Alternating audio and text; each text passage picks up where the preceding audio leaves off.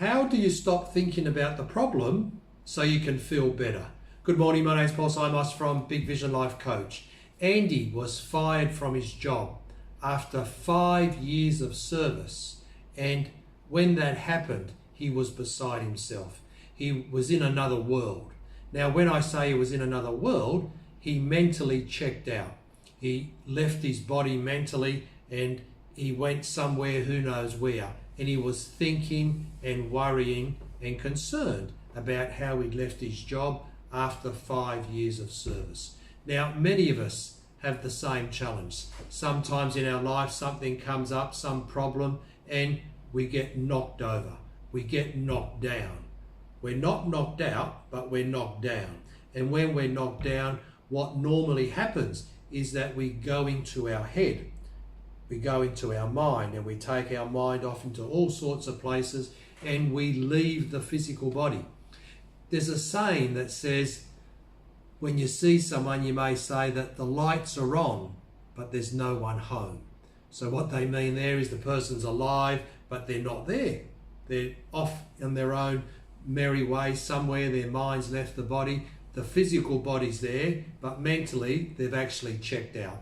And when that happens, it can be quite dangerous because, as you may or may not know, when you check out of your body mentally, little accidents happen. You may trip over.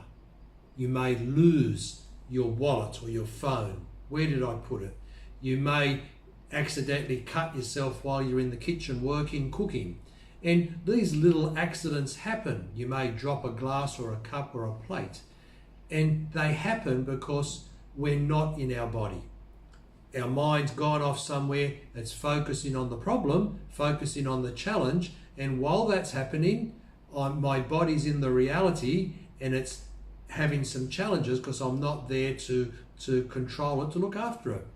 So what do? How can we move on back into our life, solve the problem and not put ourselves in danger by leaving our body mentally? And because we want to start now to focus on better things to make ourselves happy.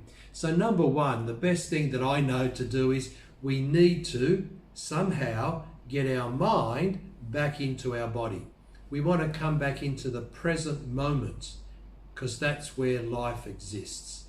In my head, I go into the past, I could go into the future, and it's just in that immaterial world. And if I live there, I get stressed, I get worried about all the what ifs. What if this happened? What if that happened?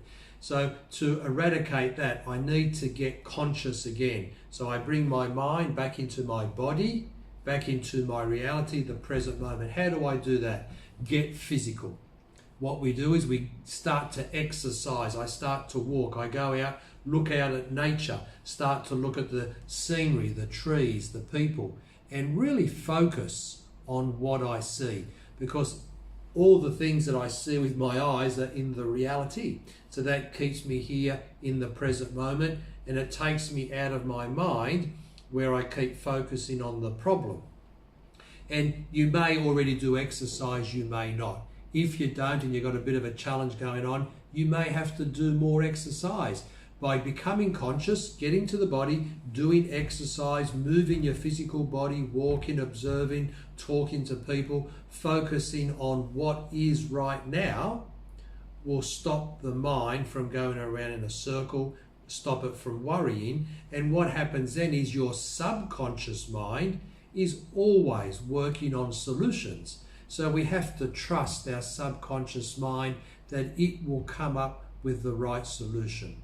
Our conscious mind sometimes just gets in the way, creates stress, creates tension, that's reflected in the body, and that creates a whole list of other problems.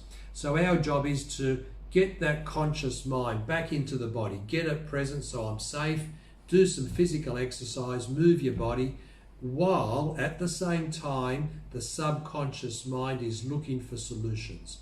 And that's what you can teach the conscious mind to do as well.